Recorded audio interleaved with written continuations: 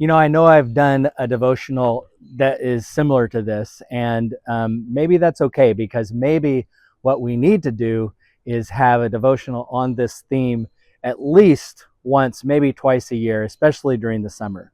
The theme, of course, is this idea of rest. And it's true that we all need times to rest. Even God, we know, took a time of rest. We read this in Genesis chapter 2, um, verses verses 2 and 3. It says, on the seventh day, God finished the work that God had done, and God rested on the seventh day from all the work that God had done. So God blessed the seventh day and hallowed it, because on it God rested from all of the work that God had done in creation. This idea of rest is central, and we talk about it a lot. We talk about the need for it, but I don't always know how good we are at doing it. What's interesting, though, is I looked up the definition of rest in our dictionaries, and basically, rest, according to our dictionaries, is this: cease from work or movement in order to relax, refresh oneself, or recover strength. Okay? Kind of the same. Ceasing to engage in strenuous or stressful activities. You see, that's why we a lot of times talk about rest, right? Because we get so bogged down by life and by work and all those kinds of things. We've got to take a time just to relax, to rest. Another definition is to be placed or supported so as to stay in a specific position. Let me try that again. To be placed or supported so as to stay in a specific position, to rest, to just not move. I love this one too. In music, a rest is an interval of silence of a specific duration.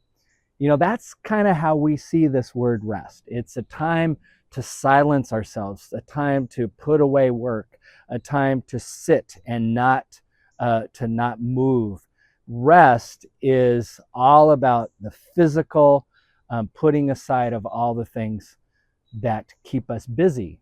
And in all fairness, that kind of sounds like the definition of rest in Genesis, where God had done all this work of creation and God rested. But here's the thing: in the Hebrew, the word that is used for rest, or Shabbath, can also mean to celebrate.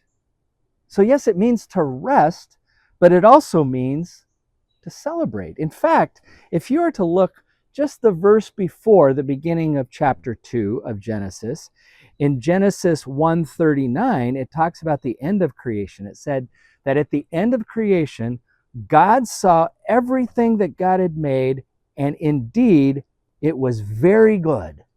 And there was evening and there was morning on the sixth day.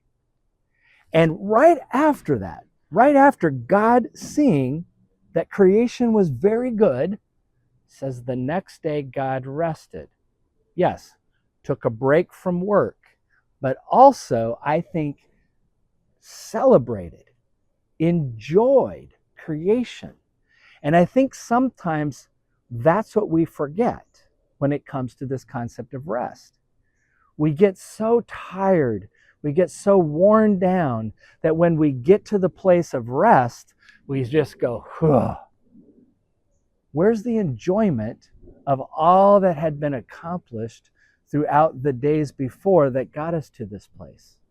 You see, I think oftentimes that's what we miss when it comes to this concept of rest, that God, I think, tried to reveal to us, try to manifest it, try to show to us that at the end, when you get to this place where work has been done, where the busyness of life has been done, yes, it is a time to rest, but it is a time to celebrate and to enjoy.